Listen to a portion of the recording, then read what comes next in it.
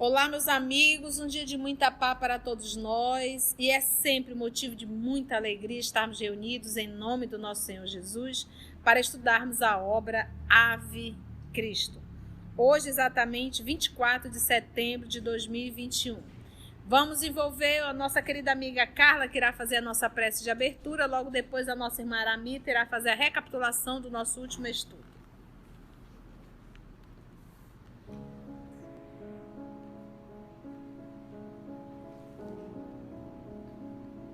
Jesus amigo, mais uma vez te agradecemos a oportunidade de juntos aprendermos um pouco mais sobre como sermos melhor, sobre como fazer brilhar a nossa luz. Ilumina nosso entendimento, ilumina a Tia nessas lições e que possamos aprender o quanto mais para logo caminhar em tua direção. Inspira-nos e nos protege. Que assim seja. No nosso último estudo, nós vimos a despedida de Apio Corvino do Quinto Varro. O Lúcio mandou ele tomar a veste de Corvino e fugir num bote. Disse para ele que Quinto Varro morria naquela noite.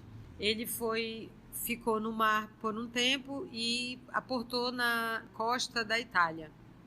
E sendo lá, ele foi acolhido numa aldeia litorânea e onde ele começou, passou um tempo, ficou adoecido e depois de uns dias ele começou a pregar. E lembrando que ainda corre o ano de 217 depois de Cristo.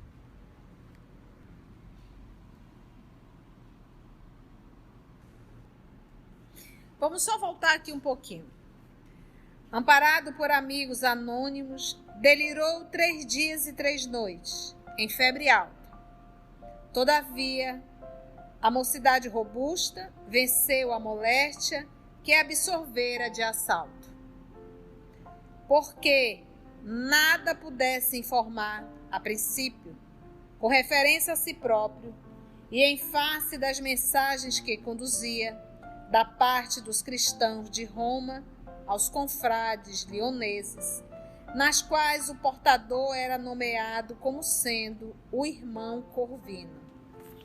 Por essa designação passou a ser tratado entre as suas novas relações. Bem parecido com a história de Gesiel. Gesiel também acabou aportando ali da mesma forma, bem parecida, E foi recolhido. Animado de inspiração superior, ensinou a boa nova pregando em lágrimas, e a comunidade de Tarracina, tangida nas fibras mais íntimas, não obstante desejasse retê-lo, auxiliou em sua viagem para as Gálias, onde o rapaz aportou, depois de inúmeras dificuldades e enormes privações. Findo certo período de permanência em Massília, chegou finalmente à cidade a que se destinava. Lião, pela sua admirável posição geográfica, desde a ocupação do procônsul Lúcio Munácio Planco nasceu em 87 a.C. e desencarnou em 15 a.C. Era cônsul da Gália, governador. Tornara-se expressivo centro político-administrativo do mundo gaulês. Para ela convergiam diversas estradas importantes. Então, a partir desse momento, o nosso querido Emmanuel vai nos mostrar qual a condição política social da cidade de Lyon, que é justamente ali nas Gálias, justamente o local para onde o Senhor... Qual o nome do pai de Tassiana? Quinto Varro, tá bom? Só para a gente entender. Então, lembrando que Quinto Varro ficou no barco, Corvino foi morto no lugar dele. Ele teve que deixar todas as suas roupas, teve que se vestir de Corvino. Ele está com a roupa do Corvino e os documentos de Corvino. Então, a partir desse momento, Quinto Varro teve que morrer para que o Corvino assumisse. Eu acredito que não tinha uma identidade com data de nascimento, né? Mas alguma coisa tinha informando que ele seria o Corvino, tá bom? A partir desse momento, Corvino. Então, o que o nosso querido Emmanuel está nos trazendo aqui? Toda a parte política e social de Leão. Olha o que é um romance histórico, tá bom? Então, vamos agora mergulhar nessa fala de Emmanuel apresentando essa cidade. Leão, pela sua admirável posição geográfica, desde a ocupação do procônsul Munácio Planck, que a titia já leu, tornara-se expressivo centro político administrativo do mundo gaulês, da Gália. Para Leão, convergiam diversas estradas importantes, convertendo-se, por isso mesmo, em residência quase que obrigatória de numerosas personalidades representativas da nobreza romana. Então, olha o nível de pessoas frequentando. Por quê? Porque ele diz que era um centro político administrativo de Roma. Vipsânio Agripa nasceu em 64 a.C. e desencarnou em 12 a.C. Era político romano da alta aristocracia. Vipsânio Agripa, o genro de Otávio, fundador do Império Romano, 27 a.C., ele desencarnou 14 depois de Cristo. Gente, só para a gente entender um pouquinho, vamos viajar, porque aqui ele vai mostrar muitos imperadores.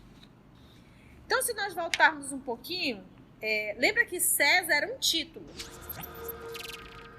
Então, nós tivemos aqui o Otávio Augusto, que é justamente esse que ele está falando.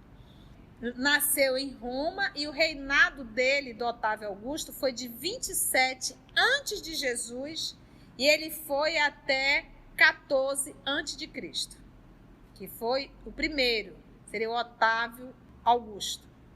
Logo depois, antes de Cristo, ainda no ano 14, quem assumiu foi o Tibério. Aqui tudo eram parentes, tá? Foi o Tibério, também nascido em Roma. Ele assumiu de 14 até 37 da era cristã. Ou seja, o nosso Senhor Jesus, ele foi morto, quem estava como imperador era Tibério. Depois do Tibério veio Calígula. Calígula administrou, ele nasceu na Itália, o reinado dele foi de 37, já depois de Cristo. Calígula, ele ficou de 37 a 41.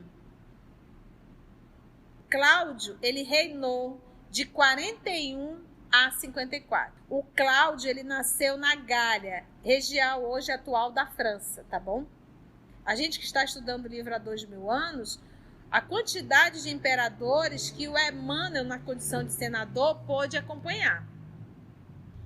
Então, Nero foi o último dessa dinastia familiar.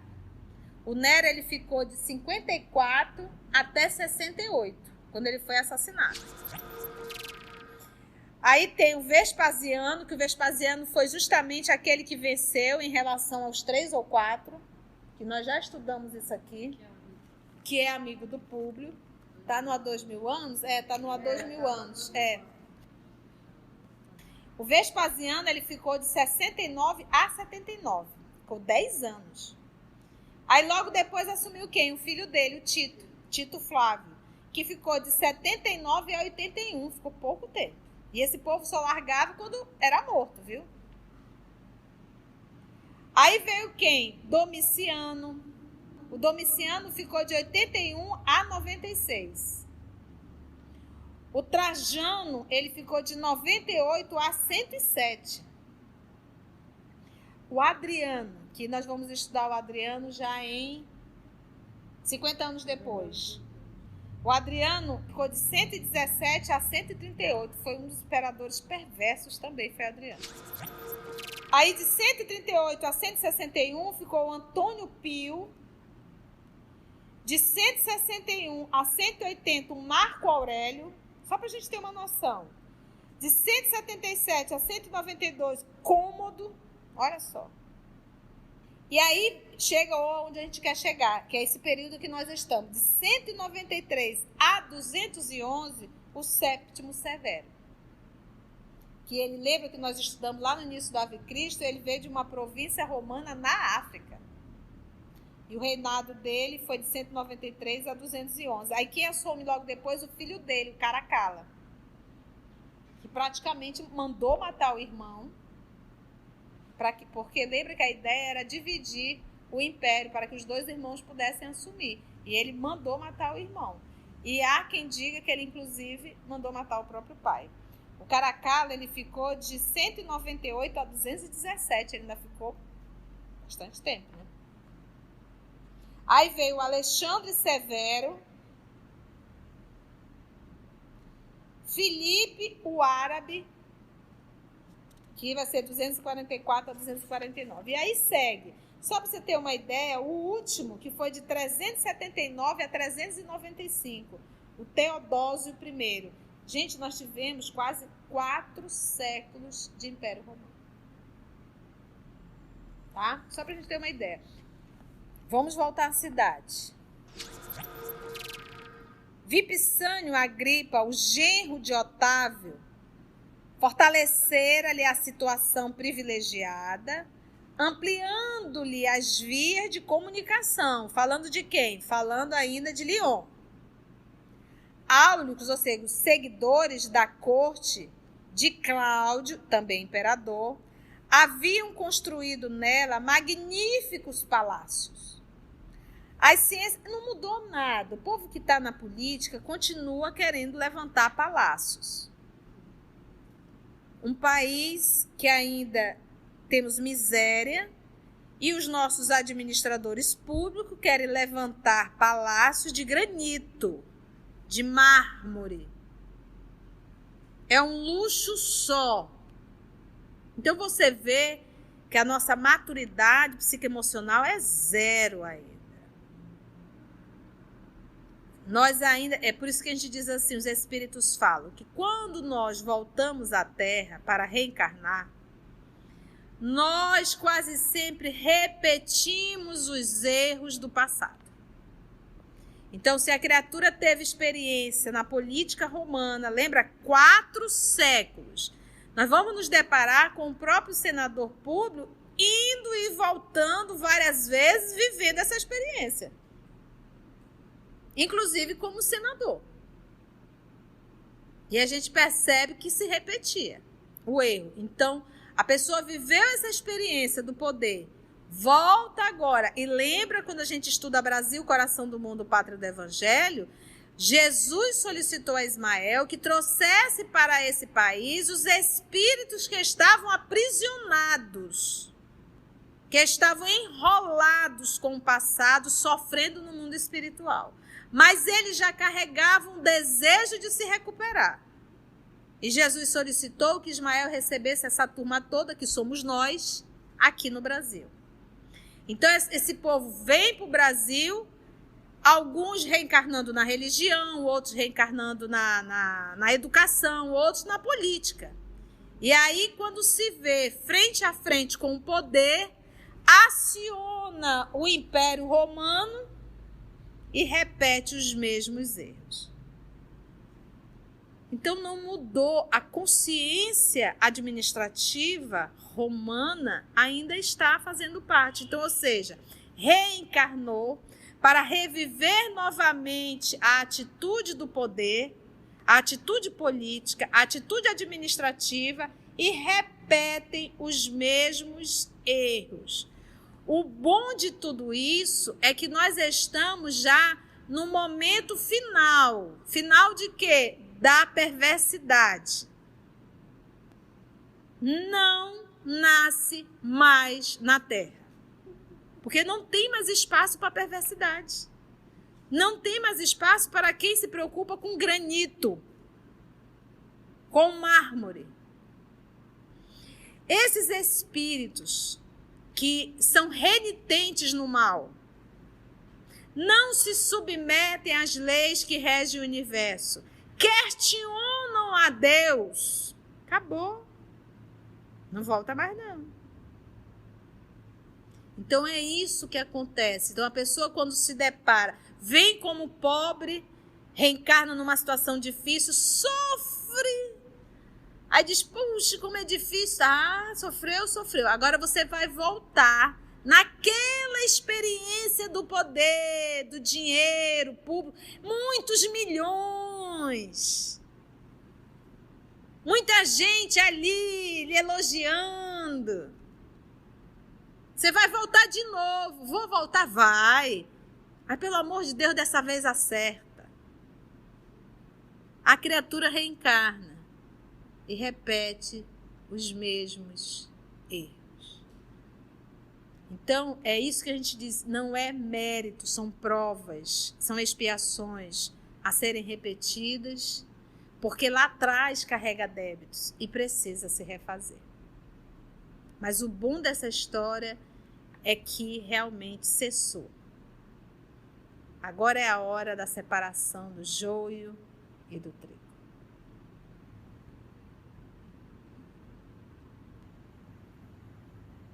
Construindo nela, em Lyon, magníficos palácios.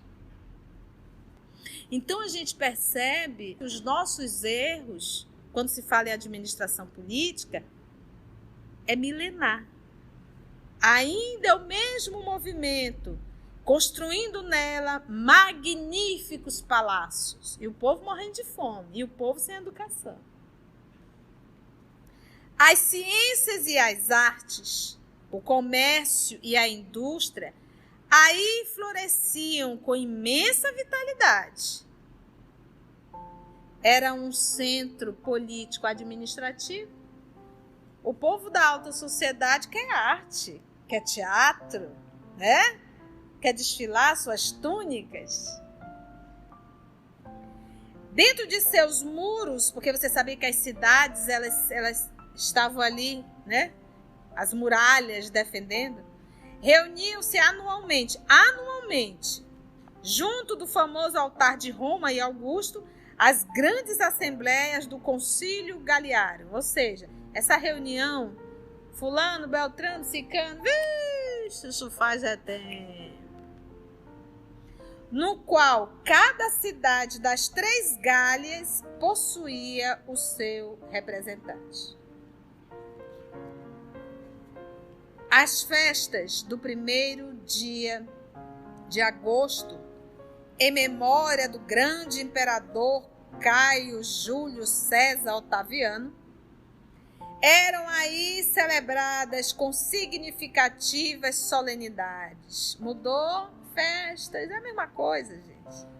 Numerosas embaixadas e milhares de estrangeiros aí se congregavam em cerimônias brilhantes, em que o juramento de fidelidade aos deuses e às autoridades se renovava com jubilosas manifestações. É uma coisa, festa popular, aquele monte de gente. A cidade que fora, em outro tempo, a metrópole dos seguziavos, a palavra quer dizer vencedores. Quem eram? Era uma tribo celta da Gália, cuja fortaleza estava localizada em Lyon. Então, a cidade que fora em outro tempo a metrópole dos seguziavos, que era Lyon, desde a ocupação imperial passava a viver sob o mais apurado gosto latino. Os romanos tomaram conta. Situada na confluência de 2 rios, ou seja, na junção de 2 rios, imagina, o Ródano e o Saona, oferecia aos habitantes as melhores condições de conforto. Vocês estão vendo que é estudar Emmanuel? Só lembrando que na época que foi psicografado não tinha poderoso Google, não. Que ele fala dos rios e ainda diz os nomes que passam ali por Leão. Por isso, meu filho, o respeito da tia Conceição pelas obras psicografadas por Francisco Cândido Xavier. E eu digo, não existe médium da capacidade de Francisco Cândido Xavier. Não existe.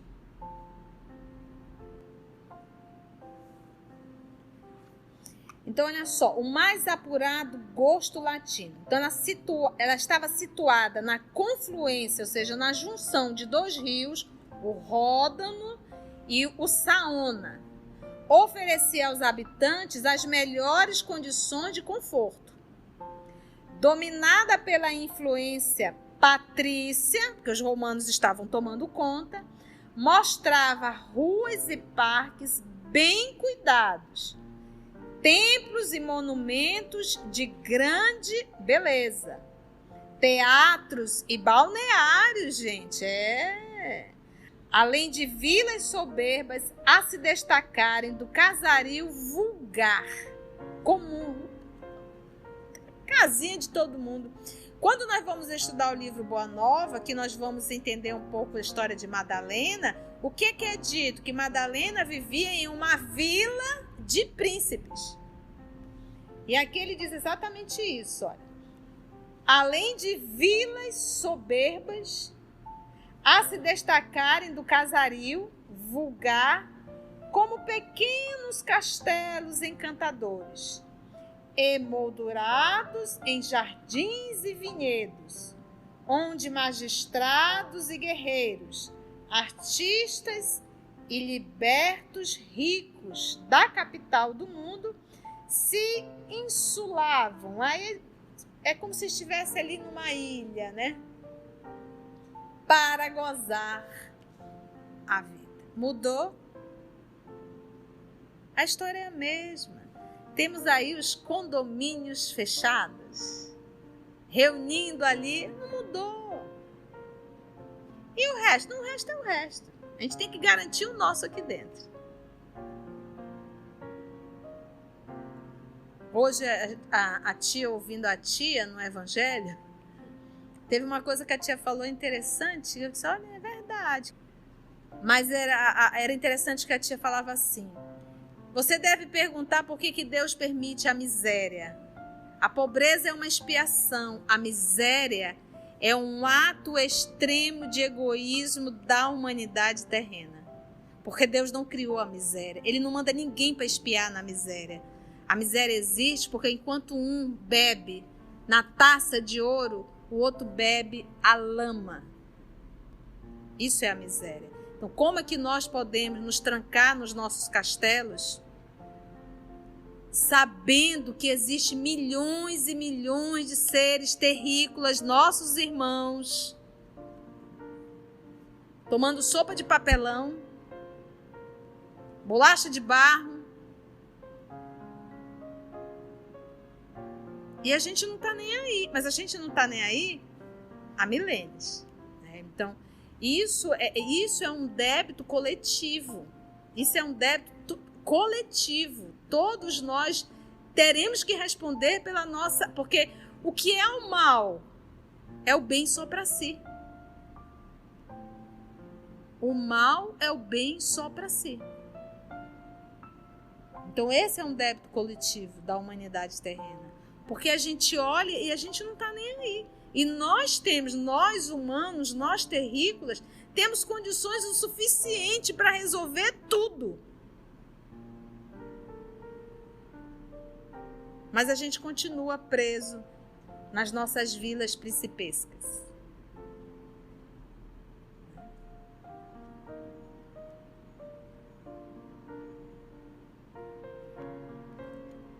Ao tempo de Baciano Caracalla, nós já estudamos, filho de quem? É filho de Sétimo Severo, é o filho mais velho.